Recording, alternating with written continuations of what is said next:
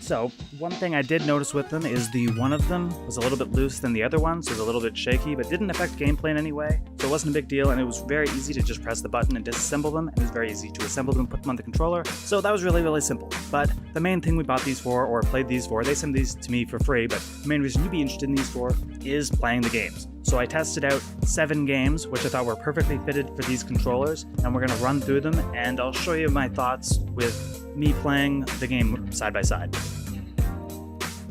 So the first game I wanted to show off today with these controllers is called Swarm, and it uses 2 pistols to sort of swing around almost like Spider-Man with a hook shot and blast sort of enemy robots in this weird little battle arena environment. I'm doing the challenge mode right now, but there's a full campaign and everything, and they're adding a co-op multiplayer thing, or maybe a versus multiplayer, some sort of multiplayer. But it's a really fun game, and it's using 2 pistols, so I thought it was perfectly suited for these controllers, and it was perfectly suited. It felt really cool with the weight these controllers offered, to have that extra little bit of gun stock to it, and it feels exactly like the controllers you're using in the game. The controllers are lined up one-to-one with them, so if you look at them outside of the headset, it looks exactly like it does with the actual in-game thing, and overall I just felt like this was an extremely fun game and perfectly fitting for these controllers. Did it improve the game overall? I don't know, because I kind of like the knuckle grips, but it was a cool, nifty thing to play with, and this game is perfectly suited for that kind of challenge because it's using the exact same kind of gun. It's not using rifles or anything like that.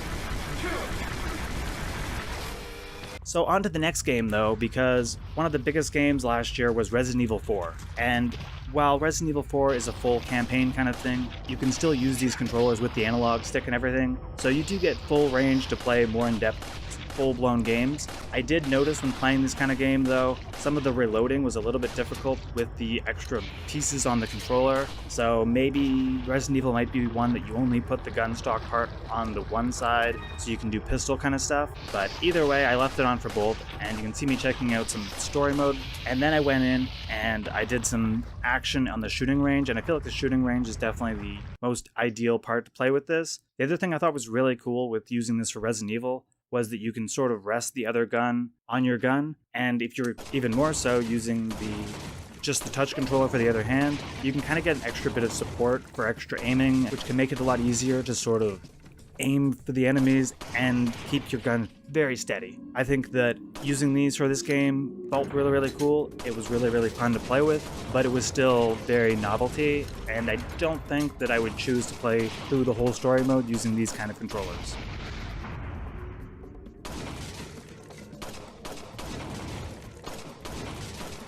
The next game I wanted to check out was one of my favorite multiplayer shooter games, Onward, and I wanted to check this one out because I just wanted to see realistically if steadying the gun using the other gun made the rifles a lot easier to use. And while they did help me a little bit, it was nothing like when I used a proper gun stock as a rifle. The one thing I do like with this kind of game though is that it lets you grip the pistols with 2 hands, which again, keeping your gun steady with the 2 pistols like that felt really fun and realistic. Do I want to go in the co-op mode with pistols only and shoot some AI guys? Maybe that was fun, but I think if you're playing an online match, you're probably not going to find these types of controllers are going to give you any real competitive advantage. They are really cool though, and it looks cool to have in the game, and it's, again, 1-to-1.